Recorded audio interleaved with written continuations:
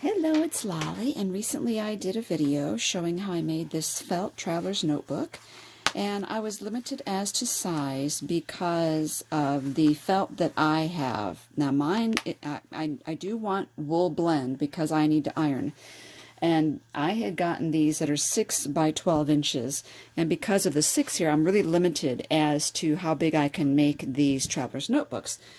And these are, they're available in other sizes. This is just what I had on hand. So here's what I was thinking.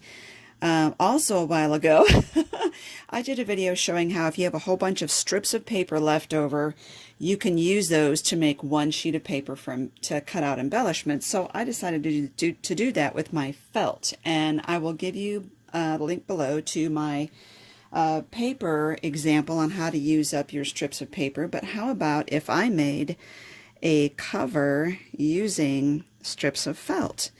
So this time I am aiming for doing a personal size in which the inserts are 3 3/4 by 6 3/4. And so for that, and these are the correct measurements this time, for that the cardstock should be 10 3/4 by 6 3/4. And so what I did, I measured in from this end. I measured an inch in and drew a line. Excuse me, I drew a line down here.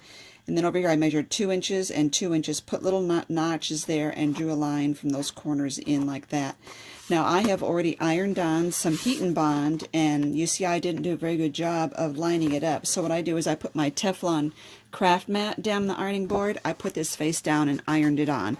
That way I knew that any heat and bond wouldn't stick to my ironing board, but it would just hit the Teflon surface. So I do need to trim this up now. So what I'm going to do next is to cut strips out of these. Now I realize that this is not going to divide equally in my my colors here. So I'm going to cut 2 3/4 out of these and see how much left I need to cut on this. I think I should just make sure that they are not equally spaced on purpose so it looks like it's intentional. Let's see what I come up with. I think I'll make the middle color 2 1/2 and the other one's 2 3/4. I know I don't need that much. Actually, I need to do it this way because this ruler is so big.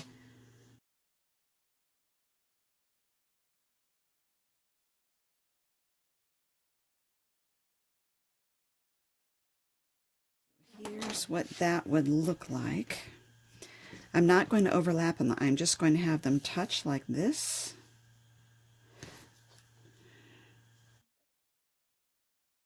I think it'll be okay. So what I'm going to do is I'm going to make sure that these are touching as best I can, and then press this, peel this off, lay the sticky side down, and iron it like that. Okay, I love it. That's pretty cute. Okay, now I'm going to get my Tim Holtz ruler out again because I really like this. If you're not familiar with it, it's got a beveled edge here. It's got a metal edge here, which I'm going to use against this. And it's got markings not only this way, but also this way. And so I can line my project up with this 1/4 inch line right here. And that tells me exactly how to cut 1/4 inch away from this cardstock, making this the right dimension here. I want this 1/4 inch bigger than my, whoops, you got to make sure you hold it down. There. I missed out here because I eased up on my pressure. Okay. Same thing over here.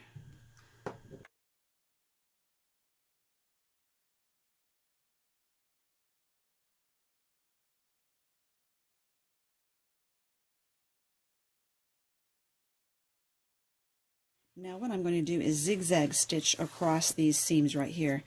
Now I've done fabric strips in my past. I've done paper strips. I think this is the first time I'm doing felt strips. I did read the other day someone calling their paper scraps that were sewn together called Franken paper, so I thought Frankenfelt would be a good idea for this, so I'm going to go sew that. Okay, so that is stitched. Isn't that cute? So this is what the cover will look like when it's done. I do need to put another layer of felt behind this, and you see that I have stitch marks here, but the heat and bond should still stick to it just fine. So now I have the same issue that I had before, and that's that my felt pieces are not big enough to do my project for the backing felt. So I need to pick out 2 colors. I'm going to do 2 instead of 3, and those will be the ones that are sticking out in the back. So I've got all these to choose from. I think I do want something that goes kind of in the same color scheme.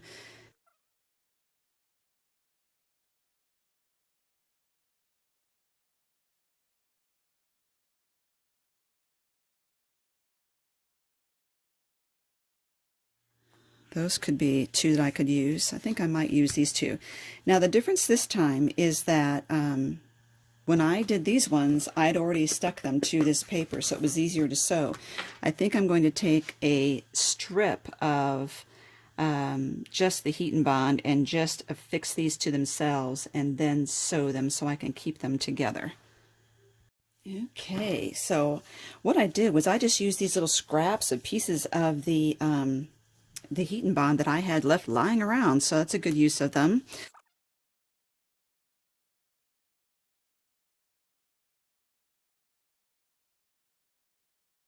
Now, so we've got that stitched.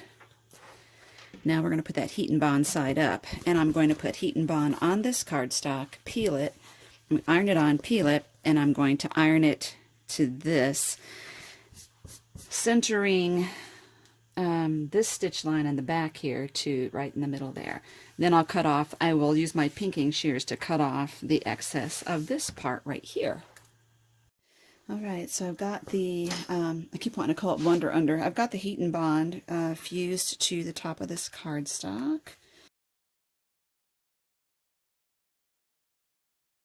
Now I'm going to just kind of center that like that and fuse that together. Alright, so that's fused together, and instead of cutting a 1/4 inch way around, I'm going to just go ahead and pink it off so I can figure out how much I want left on there. I really want this to show through.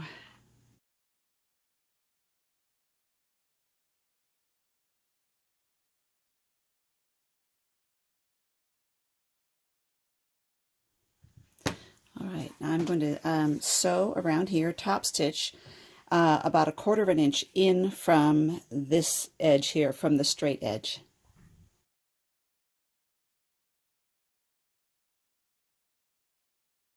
So this is the cover. And you can see the top stitching right there. Okay. So the next thing I need to think about is I could go ahead and punch my holes. I think I'll do that. Okay, so I made a pattern, and this is the size of the cover felt, the smooth edge one. So it's 7 1/4 this way. Should be 11 1/4 this way, but my paper's only 11, so I'm not worrying about it because what I'm focusing on is what's going on here on the left. And I'm going to clip this in place so I know where to punch my holes. And so what I did was I measured in 4 1/4, I marked that, and at 5, and I marked that. And then from here, I measured another 4 1/4 and 5. And this marks my spine, my front, my back, and then a fold over, and then the flap. I measured a 1/4 inch in this way from that edge, a 1/4 inch in from this way, and I measured dots, 1/4 inch from that border, a 1/4 inch in there, and the same here, and those are where I'm going to punch my holes once I get this lined up.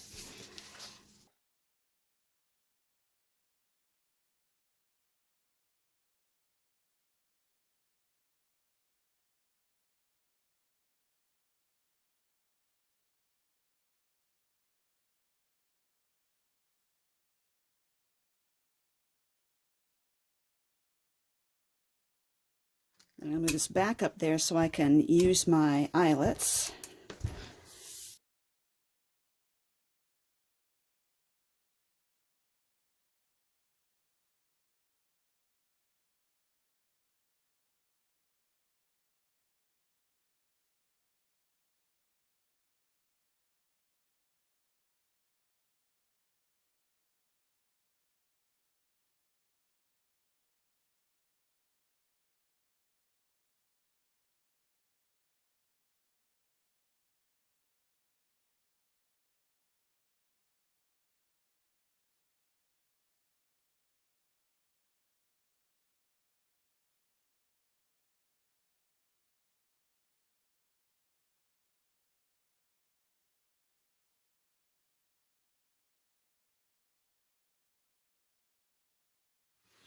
Now this gives me an idea of where I can decorate if I want to put any decorations on there.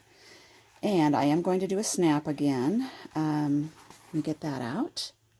Okay, I did it again. I thought I was recording and I wasn't. I'm not sure what all I lost there. So I put the snaps in here. I will give you the video for the other one in which I did do snaps. I want to show you it takes 4 parts. You need 2 of these that have the prongs sticking out. And you need a male adapter and female adapter. In other words, convex, which looks like a bowl, and concave, which looks like kind of a mountain. So the pretty one, you put nice smooth sounded side point down, and then whether you put the male or female adapter, it's up to you. I put the female so it looks like a bowl here, and I use the pliers, smooth side. The cup from this fits right in there. One hand, squeeze it, and don't do 2 hands, it might be too much. This side, you want the post to go up in it, and then the male adapter, same thing. Okay, now let me look at my dies, because now I can see what area, if I cut out some felt with a die, where I want that decoration to be, and let me look at my dies and see what I have. Okay, I cut out flowers again, and I used these colors here, in this little peachy color. I think this time I'm not even going to worry about sewing them. I'm just going to glue them in place like this. And then I'm going to glue a button on there. I'm going to use the Fabri-Tac. Another thing, if you just want the sewn look and no button, you could sew this together just like it is and then glue it on there, and you would get the sewn look without having to put stitches all the way through this.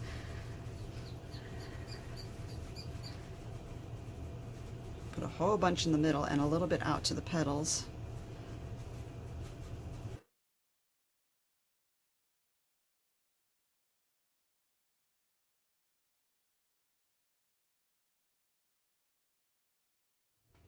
Okay, let me look through my buttons.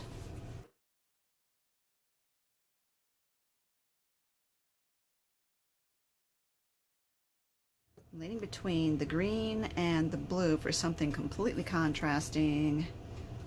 I think I will use that blue one. Nah! I can't make up my mind. I'm going to use E6000.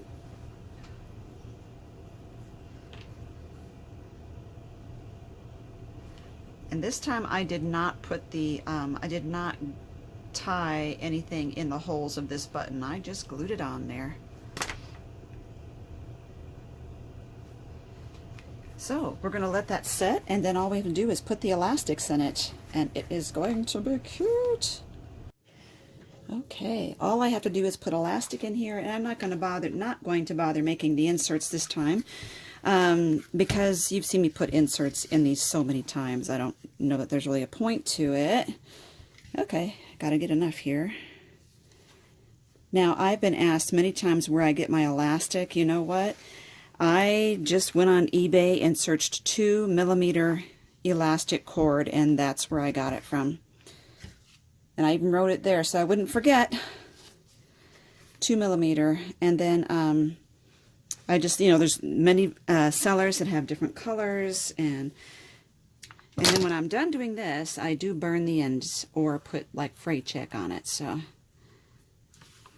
there we go, all done. And thank you so much for watching. I just am really happy with the felt T ends. I just think they're really cute.